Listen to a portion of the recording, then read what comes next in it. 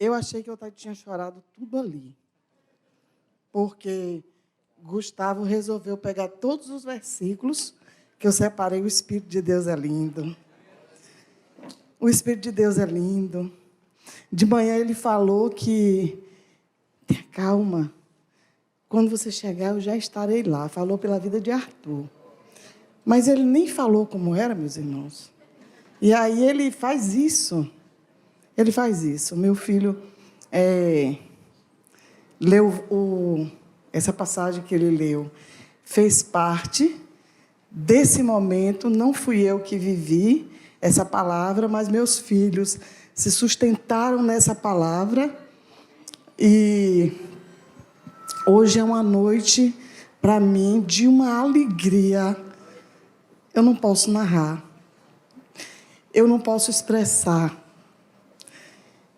Mas eu estou aqui só para dizer que o Senhor é bom. Que o Senhor é bom. Que Ele é o Deus do impossível. Que Ele ouve as nossas orações. Que Ele caminha conosco. Que Ele não nos deixa, Ele não nos desampara. E o objetivo, quando eu saí do hospital, o Senhor já foi ministrando ao meu coração as coisas. Eu estava totalmente inerte, mas a cabeça fervia. E eu pedi para alguém colocar uma banca lá e tentar. E aí, David falou assim, tenta escrever aí. E quando escreveu, saiu assim, um risco. Só saiu um risco. Porque eu tive que reaprender tudo, nós vamos ver isso aqui. Mas a proposta de hoje é trazer não apenas as experiências que eu vivi, porque tem coisas que você não consegue, de fato, falar, e também porque elas estão aqui no e-book. A gente vai colocar ali o link, mas é de contar mesmo as lições que eu vivi e que nós aprendemos naquele processo. Porque eu fiquei pensando, como é que a gente... o que eu vou fazer agora? A gente nunca pensou nisso, né? Depois da mulher do fluxo de sangue, depois de 12 anos que ela foi curada, e agora? É uma reaprendizagem, né? Você vai reaprender tudo, você vai se adequar a uma nova realidade. E Lázaro? E tantas pessoas que... E aquela mulher encurvada, tanto tempo. Então, é disso que a gente vai falar. Dessas lições que o Senhor vai ministrando, porque morrer eu vou. Eu não morri dessa vez, mas eu vou ainda, né? O Senhor me acrescentou uns dias. Então, se eu estou aqui, é para compartilhar exatamente o processo, as experiências, as lições alcançadas. Eu entendi isso. Amém? Então, nós vamos nortear nossa fala, nosso testemunho, com o texto de Neemias 8, 5 a 10. Eu vou ler agora só o versículo 10, porque depois eu vou voltar. Você pode colocar, não? Neemias 8.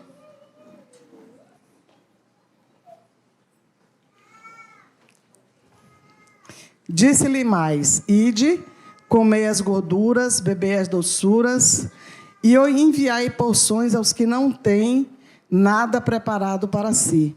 Porque esse dia é consagrado ao nosso Senhor. Portanto, não vos entristeçais, porque a alegria do Senhor é a vossa força.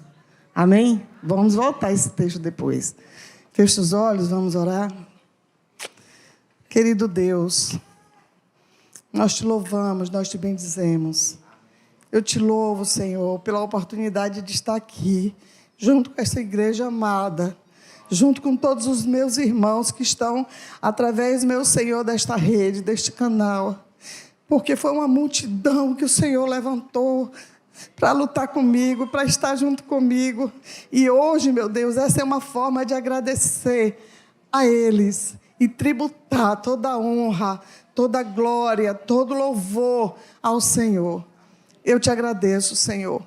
Eu te agradeço por todo o processo. Eu te agradeço por teu amor tão grande. E te peço em nome de Jesus que o Senhor tire de mim, como Rafael bem pediu, tudo que possa atrapalhar, meu Deus, a mensagem que o Senhor quer passar para os teus filhos. Em nome de Jesus. Amém. Então, irmãos, eu digo que tudo começou aqui. E o pastor Mel, ele nem está aqui, ele caiu fora. Cadê? Ele já chega? Ele foi um grande responsável por tudo. Quando a gente estava congregando, nós fizemos alguns cultos naquele... Como é o nome daquele lugar? Na Terceira Via. Acho que no mês de maio. Rafa, você abre aqui para mim? No mês de maio, o pastor Mel falou assim: Mari, está na hora de você se mexer. Você vai trazer uma palavra no mês de junho. Pastor Mel. Mas a gente entende que quando o Senhor chama, não adianta, tem que ir, né?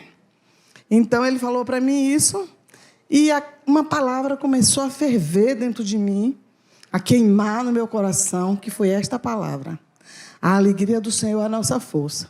E eu comecei muito a refletir nessa palavra, ainda tinha um mês pela frente, ele falou que seria em junho, não disse a data.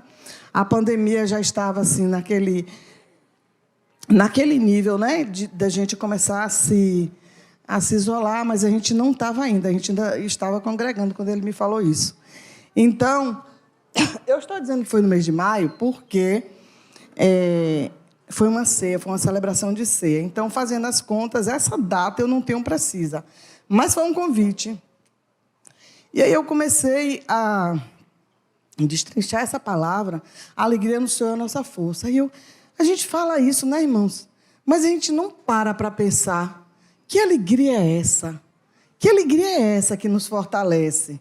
A alegria do Senhor? Quero saber mais. E aí vai futucar, vai pesquisar. Pronto, isolamento total. Eu era do grupo de risco, vários fatores, não é? Porque eu tenho doença autoimune e magrinha, estava um pouquinho mais, e os meninos naquela preocupação, porque quem tem imunidade baixa, então me isolaram completamente e a gente ficou lá, isolado, eu e meu marido, na época. E pronto, tive muito tempo para refletir sobre a alegria do Senhor. Todos os cuidados, meus irmãos, todos os cuidados. Eu digo aqui no e-book que a pandemia ela não respeitou muito os medos e nem as limitações, e ela vinha e acabou. A gente já estava até assim, um pouco se achando, não foi, David? A gente dizia: até agora ninguém da nossa família se contaminou. Glória! Agora vamos ver se a gente... Foi bem assim. Essa conversa foi eu, David, Aline. Ninguém, né, menina? E a gente deu uma passeada assim na família. Ninguém tinha sido contaminado ainda. De repente, pá, junho. Quem caiu primeiro? Mari, a gordinha. E aí, com 3 dias... Não, a gente foi logo para... Os meninos ficaram muito assim, né? Graças a Deus por isso. E aí a gente foi fazer uma tomografia através desta igreja. Foi providenciado uma tomografia rapidamente, porque é muito bom fazer parte da família do Senhor.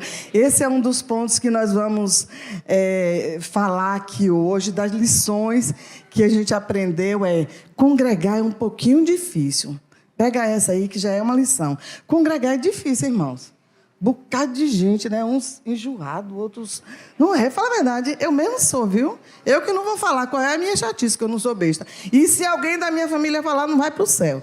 Agora, não é fácil, meus irmãos. Um monte de temperamento, um monte de problema. Quem foi que disse que é fácil? Mas é maravilhoso. Eu não sei também expressar como é difícil ficar longe desse ajuntamento. Vontade de vir para a igreja, depois que eu voltei, vontade de vir para a igreja e não dava mais para vir, não é? Mas, bom, me internei. Aparentemente, você não via nada. E foi incrível, porque eu não sei como foi que eu também não tenho que saber, mas eu não sentia o que eu estava apresentando ali. Clinicamente, eu estava bem. Mas a minha saturação estava baixíssima, mas eu já estava ofegante. E aí, depois, eu ouvi os áudios que Rafa me mostrou. Eu ouvi os áudios. Eu já estava muito ofegante. E eu aqui, ó. Como diz, né, os meninos, tirando onda, né? E aí, com 3 dias, eu estava na UTI. Em estado gravíssimo. Gravíssimo. Eu não sei contar muito, claro, o processo de lá, as coisas que tem descrita aqui no e-book, foi a Aline que colocou, porque eles recebiam boletins, né? E ela passou isso aqui para mim e eu falei, aí eu não dou conta, não. Mas eu sei que eu estava em estado gravíssimo. Passei 33 dias lá. Você pode soltar aquele vídeo? Alguém, então... Por isso que o nome desse e-book é A Paciente do Leito 9. Porque, na verdade, a gente faz um confronto dessa paciente do leito 9, porque a maior parte do tempo eu passei nesse leito, depois eu voltei lá e as meninas falaram assim, lembra daquele leito? Eu não posso esquecer, o leito 9. Então, primeiro eu fui para o leito 8, acho que eu não sei quantos dias eu fiquei, mas foram poucos. O leito 8, depois eu fui para o 9, e já pertinho de sair, eu fui para o 12. Eu falei, epa, estou chegando perto da porta, já estou quase saindo, né? Mas essa é a paciente do leito 9. Ela é linda, né? Olha lá, magrinha. Aí eu já estou em casa, nessa parte aí. Aí já está no processo de home care. Que eu, depois de 30... Ó! A mulher crente.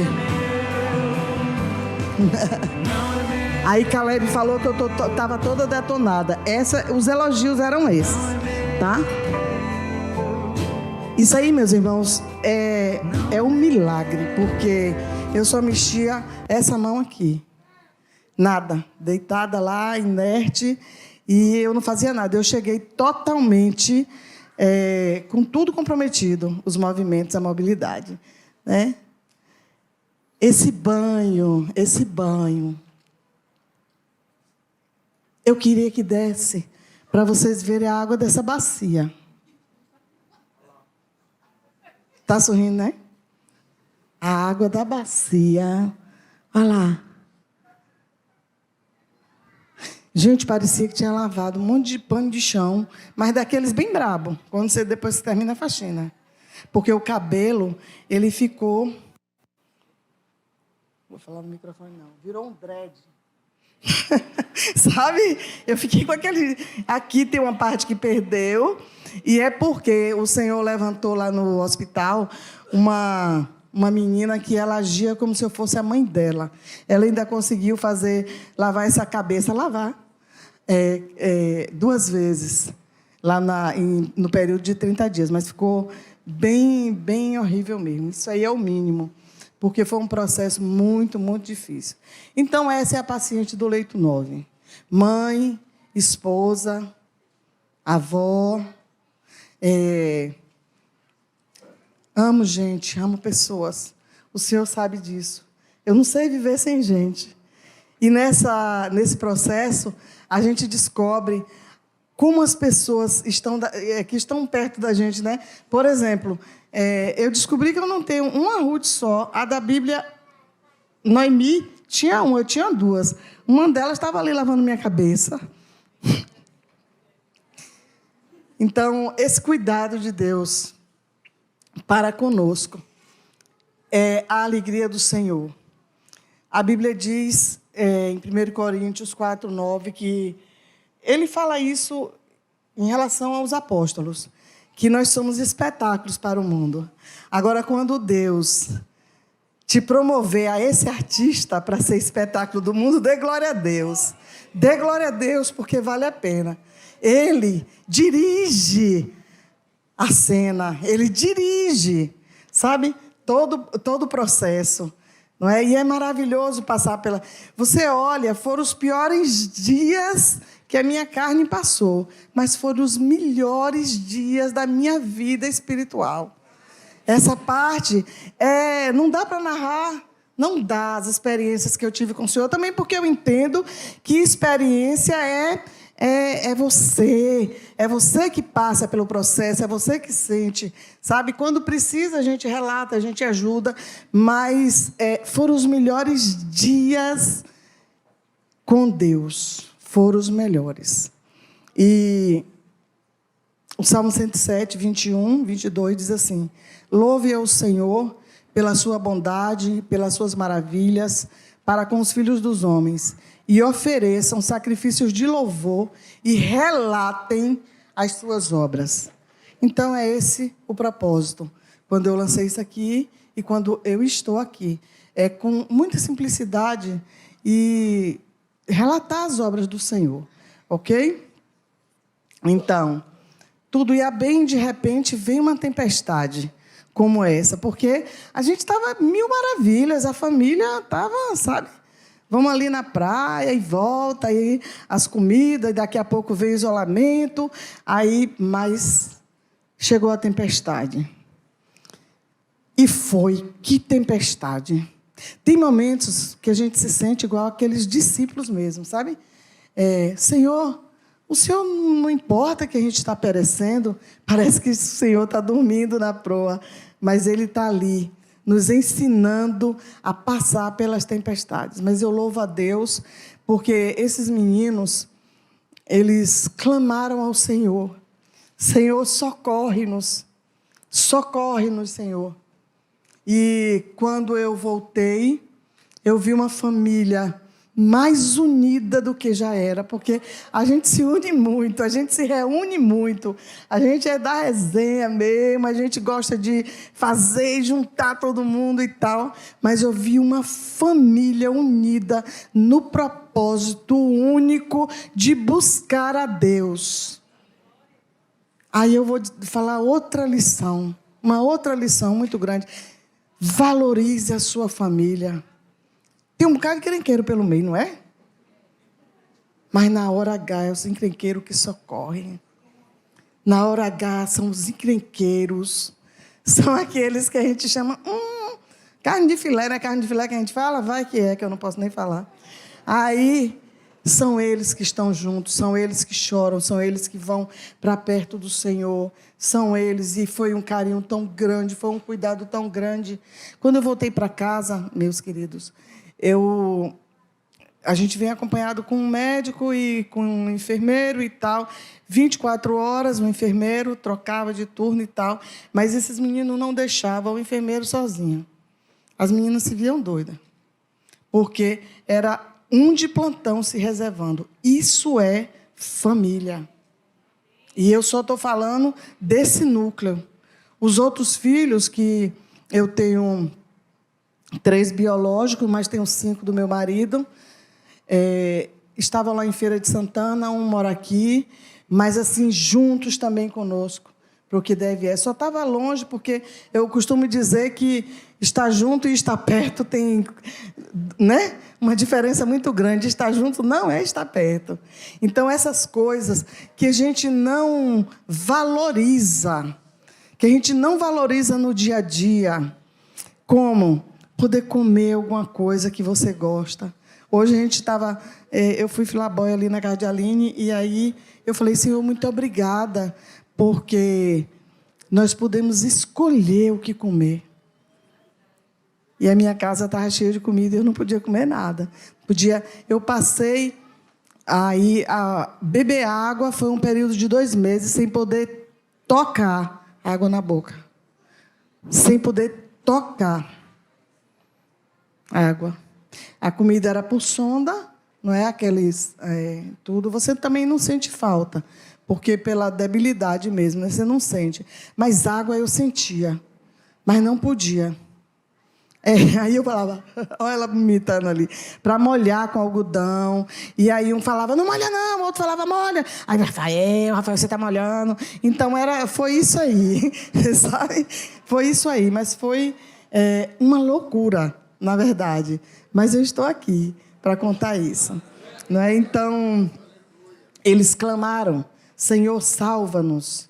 Clamaram, faziam reuniões todos os dias, de forma virtual, porque quando eu saí para a UTI, todo mundo caiu de Covid. Rafael ficou em estado muito sério, não internou, porque resistiu mesmo para não ir. E todo mundo caiu. Foi o que eu soube, não é? Lá, depois, né? Na verdade. Então, a gente precisa valorizar a família, a gente precisa valorizar as pequenas coisas, sabe?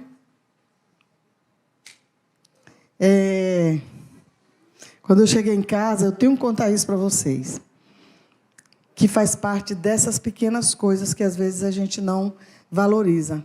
Então, e deixaram eu ali horrorosa, lavando o cabelo. Ah, rapaz. Quando eu cheguei com o home care, os meninos, os 4 netos, estavam com os cartazes feitos por ele, porque na cabecinha deles ia voltar a Marilene bonitona, que vocês estão vendo aqui, né? Mas aí eu cheguei ao hospital, foi um sufoco para subir as escadas comigo e tal, e médico e enfermeiro e não sei o quê, numa loucura. E todo mundo com cartaz assim. Gente, aquela cena me marcou tanto. Os 4 com cartaz assim. Como disse, é isso que voltou? Mas era lindo demais, porque era bilhetinho, eu recebia bilhetinho, não era, Laura? Cartinha, Rafael, todos os dias, Caleb trazia um brinquedo, Rafael era escrita, todo dia era uma coisa. Manuel, quando pôde, se jogou em cima de mim, que quase não saía mais. Então, gente, viver isso é importante demais. É gostoso demais, é família, não é? E é nessas coisas que a gente percebe qual é a alegria do Senhor. A alegria do Senhor é a nossa força. Se a gente colocar os nossos olhos para enxergar só o que aconteceu de danoso, de ruim, de que não deu prazer, sabe? Nós vamos enxergar isso. Mas se a gente voltar os olhos para o agir de Deus nas nossas vidas, a gente vai ficar alegre, a gente vai se regozijar, sabe? E eu quero muito que vocês leiam esse livro, porque ele traz alguns ensinamentos. Era incrível, irmão, como na UTI, a minha cabeça ela não parava. Nem quando eu estava sedada, entubada, eu não sei assim, narrar tudo como foi, porque é claro, né? Mas eu sei separar exatamente o que era a alucinação das drogas e as visões que eu tive do Senhor e as experiências que eu tive com Deus. E uma das coisas era esse alimento espiritual vindo na minha mente assim, constantemente de enxurrada. Aí quando eu fui escrever isso aqui, eu me lembrei que eu passava ali pela rua São José. Sempre que eu passava, tinha um cartaz de publicidade que dizia assim: o que não é visto não é lembrado. O que não é visto não é lembrado. Eu vou falar da importância da palavra de Deus para as nossas vidas. Nós estamos vivendo um tempo de relaxamento total, porque são os dias difíceis, são os dias de apostasia mesmo, mas a gente precisa se atentar para isso. A qualquer momento, acho que é o profeta Amós que diz isso, né? A palavra de Deus vai ser tirada. Mas em algumas situações, ela já está sendo tirada. De mim foi tirada, mas ela estava aqui. Ela estava aqui. E essa parte eu tenho que contar. Depois do período de 3 intubações, eu tive uma intercorrência muito séria. E aí, naquele dia, eu digo que foi o dia que eu mais morri. Então, uma intercorrência muito séria, um engasgo, com o que eles chamam de rolha. E aí, eu só ouvi quando a moça falou assim: a mulher infartou. E aí correu todo mundo e aí eu não vi mais nada. O que eu vi agora era visão espiritual mesmo. Então, em todo momento, eu restava aqui na minha cabeça. Ainda que eu passe pelo vale da sombra da morte, eu não temerei mal algum, porque tu estás comigo. Ainda que eu ande pelo vale da sombra da morte. E eu falava, de repente eu comecei a ver aquela imagem de um homem. Se eu não via, só via segurando na mão de uma criança. Era eu, a gordinha. Então, segurando na minha mão, e eu passei pelo vale, saí com... Eu não sei falar essa palavra, não. Traqueostomizada, entendeu? E passei pelo vale. No dia que eu recebi alta, fiquei esperando lá um tempão para vir para casa, e enquanto isso, eu estava acordada, estava bem. E aí, enquanto isso, eu fui me lembrando daquele momento, e voltou aquela visão do vale. Só que acima do vale estava uma multidão imensa. E aí vinha no meu coração: todos estes eu levantei para orar por você. Uma multidão imensa. E foi assim, eu não me atrevo, não sei se vocês já perceberam, a comentar, a falar, a citar um nome. Porque teve pessoas de outros estados que ligavam para mim, glorificando o nome do Senhor pela minha vida, porque estavam orando por mim. Amigos de perto, amigos de longe, amigo dos amigos. Então, vale a pena cultivar amigos, que é outra coisa que a gente tem relaxado muito, não é? A gente não olha mais no olho do outro para dizer: você não está bem hoje, o que está acontecendo com você? Não, a gente quer, eu digo que a gente quer dar só opinião, né? Fulano tá. E aí é a geração da opinião. Não, olhar no olho do outro. E eu louvo a Deus por aquela multidão que o Senhor levantou para orar pela minha vida, porque o valor da intercessão. Deixa eu contar uma coisa para vocês. Naquelas minhas loucuras, alucinações, visões, eu vi uma porta de vidro muito grande na porta do hospital, e essa igreja inteirinha, à frente tinha pastor George e pastor Rafael, liderando esse grupo de intercessão. Pastor George, se o senhor estiver ouvindo esse culto, o Senhor é precioso para Deus. O Senhor é precioso para Deus, pastor George. Ele estava lá. Aleluia. Glorifica mesmo o nome do Senhor. Eu estou citando, eu falei que eu ia evitar citar nomes, mas tem coisas que não dá para você ficar para si. E aí, quando eu citar algum nome aqui, se sinta representado pela pessoa que eu estou citando, porque não é uma pessoa só. Não é uma pessoa só. Toda honra e glória seja dada ao Senhor, mas as pessoas têm o seu valor. Obrigado, meu irmão. Então, esse é o valor de se congregar. Esse é o valor de estar reunido. Esse é o valor de amar os nossos pastores. Saber que esta cidade, a cidade de Camaquã, Igreja Católica, meus amigos de outras religiões, todos mobilizados, perguntando: está precisando de alguma coisa? Estamos juntos aqui com minha família, orando, perguntando. Isso é de um valor inestimável. E a gente tem valorizado tanta coisa que não tem valor, né, meus irmãos?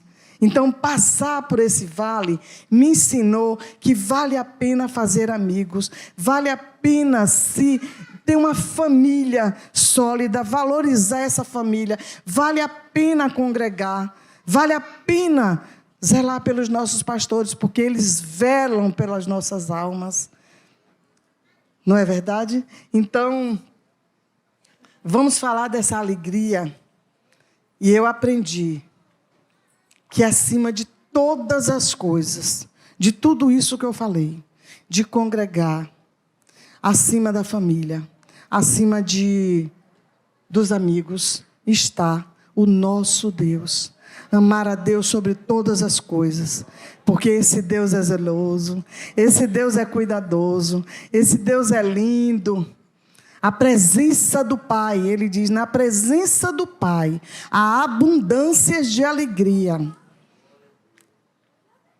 E é difícil glorificar nesta hora, mas eu aprendi, meus irmãos, que ninguém comemora uma doença, ninguém comemora um momento triste, ninguém comemora uma enfermidade. A gente não fica feliz por isso, mas a gente pode ser feliz apesar disso. A gente pode ser feliz apesar disso. A gente tem que viver na expectativa da vinda do Senhor. Eu vejo as pessoas falando, Jesus está voltando. Eu gosto desse termo verbal, quando fala Jesus está voltando, porque a gente sabe que Ele está vindo, se aproximando, e a gente está aí, até as crianças já estão discernindo esses sinais, não é? Porque Jesus falou, você sabe discernir quando vai chover, quando vai fazer sol, e não discerne a vinda do Senhor?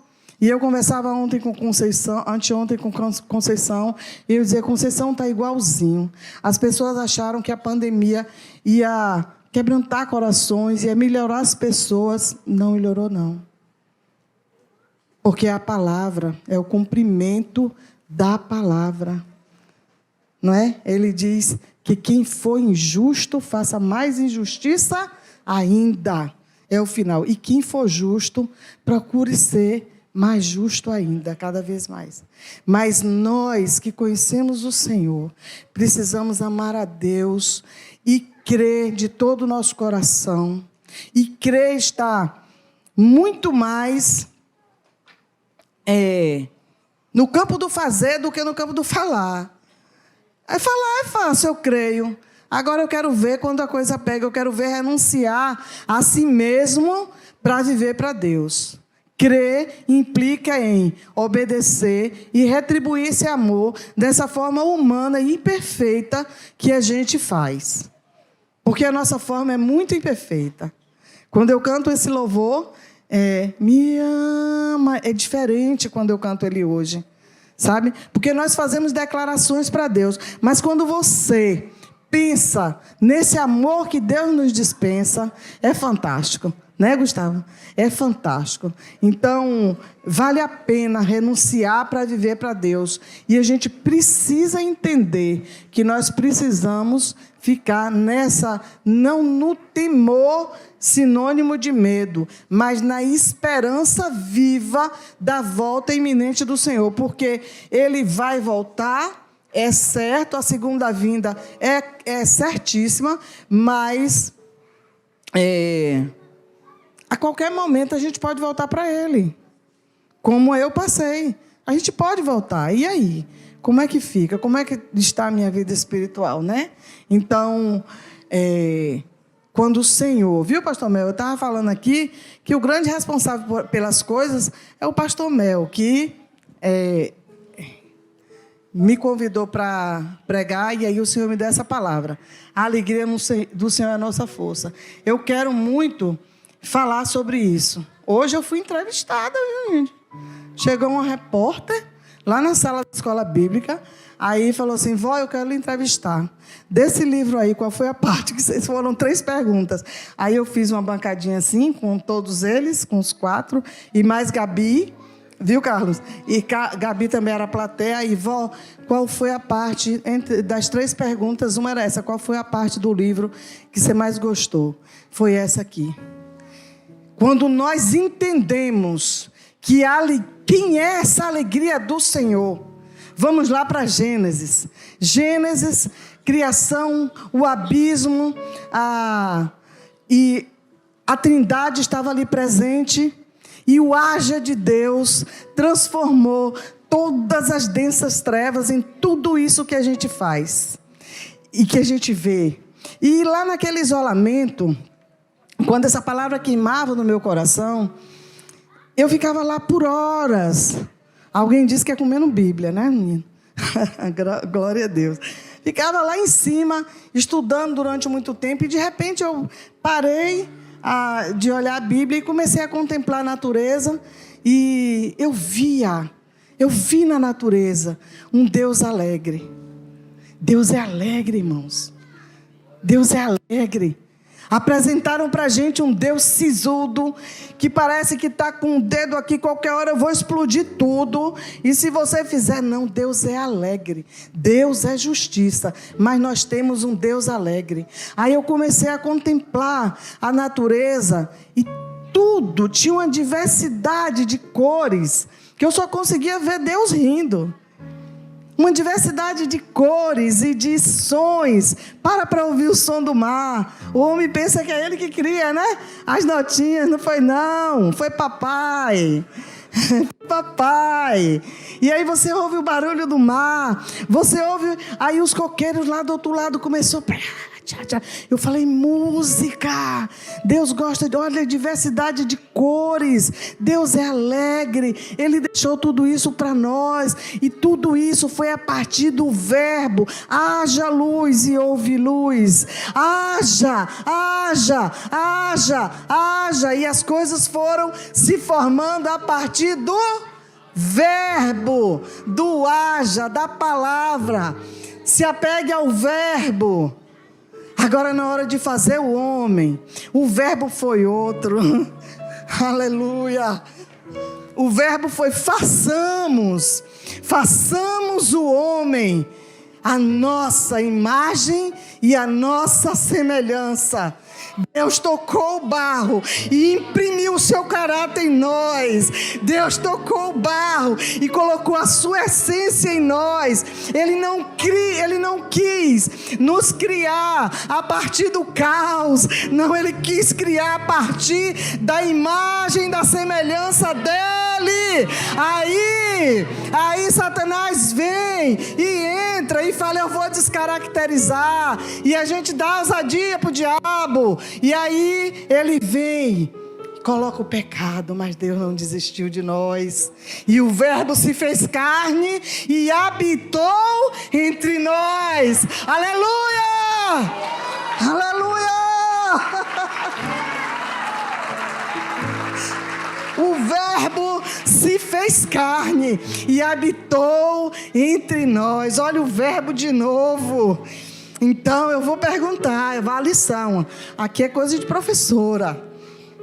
Quem é o verbo? Quem é a alegria do Senhor? Quem é o verbo? Então Jesus era o haja, porque o Espírito de Deus pairava sobre as águas. Naquele dia, meus irmãos, eu não vi o Espírito de Deus imóvel, parado. Pairava não é parado, era bailando sobre o caos, formando todas as coisas. O Senhor proclamando, e o verbo fazendo, e o verbo transformando. E até hoje, se a gente der lugar, Ele faz, Ele transforma, Ele dá vida e vida em abundância. Aleluia. Aleluia. Nosso Deus é o Deus do impossível. Mas vamos considerar, dentro dessa impossibilidade de Deus, a soberania dele. Sabe por que eu estou falando isso? Porque o verbo, às vezes, não faz como a gente quer. Às vezes, ele escreve de uma outra forma. E eu tenho muitos amigos que perderam familiares, crentes, e as pessoas diziam assim, mas fulano é tão crente, por que morreu? A mídia perversa fazia isso, né? Por que não era crente? Irmãos, cantores gospel. Teve uma vez que, meu Deus, tem misericórdia dos nossos pastores, porque está morrendo é pastor agora, Jesus. Pastor. Irmãos morrendo, servos de Deus que davam testemunho. Sabe por quê? Porque o Deus do impossível é soberano. E a gente precisa parar com essa mania de querer saber de tudo e entender de tudo. Tem coisa que aí você não vai ter explicação, não. Tem coisa que está lá, para Ele revelar quando Ele quiser, se Ele quiser. Então, é em respeito aos meus irmãos, meus amigos, os que estão nos assistindo, que perderam seus familiares, que eu digo: o nosso Deus é soberano e a vontade dele é boa, perfeita e agradável. Eu fiquei um tempo na UTI, meus irmãos, parecia que eu estava lutando contra a morte. Eu não sei, eu acho que eu já estava dormindo, mas eu ficava assim: eu não vou dormir não, não vou dormir não, não vou dormir não, com medo de morrer. Depois eu falei: o que é isso? Aí parei de lutar e falei: Senhor, seja feita a tua vontade. A partir daí foi lindo demais. Foi lindo demais. O Senhor me mostrou Lázaro. O Senhor me mostrou Lázaro sendo ressuscitado. Aí no outro dia está tudo igual, Senhor. Era tudo aqui. Está tudo igual, Senhor. E aí o Senhor me mostrou Lázaro tirando as faixas. Lázaro sendo limpado. E o Senhor me falando assim: depois do milagre tem um processo para ser vivido. Porque não é só, sabe? Não é como a gente quer. Nosso Deus é soberano. Então, a alegria do Senhor, guarda isso, de tudo, guarde isso. A alegria do Senhor é a nossa força. Isso foi dito num contexto... Alguém faz assim para mim? Isso foi dito num contexto, na festa das trombetas. Neemias estava lá com o povo, e Esdras começa a ler e a louvar o Senhor, e de repente o povo começa a chorar. Naquela festa teve um culto, louvor, adoração e palavra. Esdras leu o livro da lei. E aí quando ele lê, o povo começa a chorar.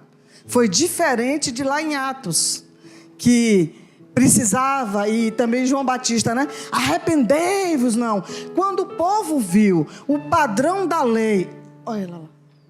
Quando o povo viu o padrão da lei e a pequenez, como é que eu vou cumprir essa lei? O povo começou a chorar, a chorar. Aí Neemias diz assim: este é um dia consagrado ao Senhor.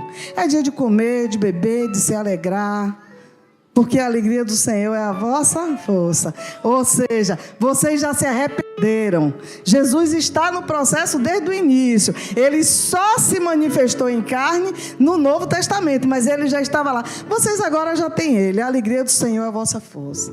Então, quando nós recebemos o Senhor Jesus em nossas vidas, Emmanuel, Deus conosco, fica tão alegre que essa manifestação do coração dele se manifesta também no nosso. Porque agora nós somos um com ele. Nós somos um com ele. Se nós alegramos o coração dele, o nosso coração está alegre. Se nós entristecemos o coração de Deus, já viu que todas as vezes que fala que Deus se entristece, que o Espírito Santo se entristece, é por nossa causa? Deus não é triste, meu irmão, Deus é alegre. Ele não é iracundo, ele se ira. Mas a permanência dele, ele é imutável.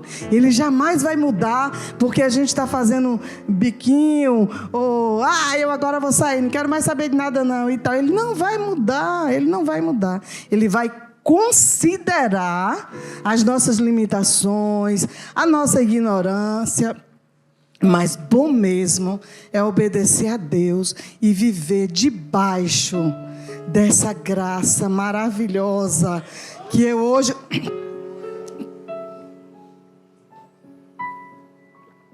Quando a gente canta assim, se a graça é um oceano, nós estamos afogados. Não bote a cabeça para o lado de fora, não.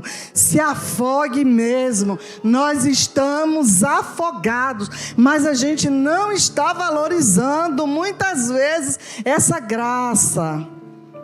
Nós estamos na dispensação da graça. Ele é gracioso, Ele é Deus bondoso, Ele é bom. E Ele continua sendo bom também quando as coisas não dão certo. Sabe por quê? Porque todas as coisas contribuem para o bem daqueles que amam a Deus e são chamados por seu decreto. Eu entendi isso. É bom, se está passando, tá ruim para a carne, mas para o espírito está maravilhoso. Isso aqui vai resultar em bênção, porque a palavra de Deus não mente. Ele diz: todas as coisas cooperam para o bem daqueles. Então para de falar que foi o diabo, que o diabo ia ter poder para me colocar, que ele nem toca. Jó sofreu até onde o Senhor colocou o marco.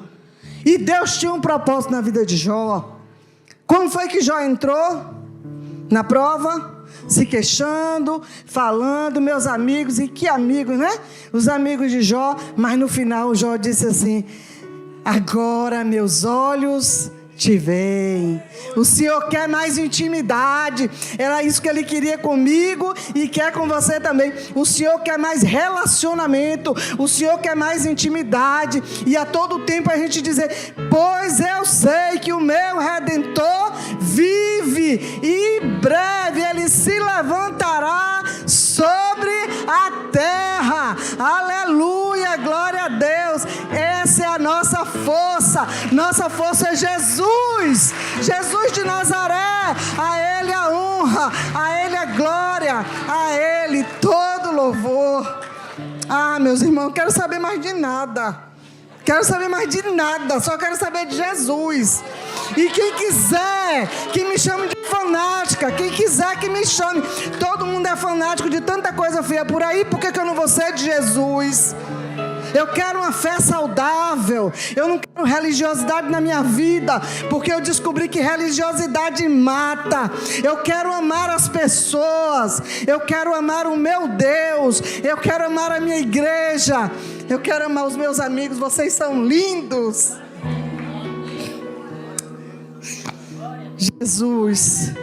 Jesus é a grande alegria do Senhor. Ele é a nossa força. Aplauda nosso Jesus.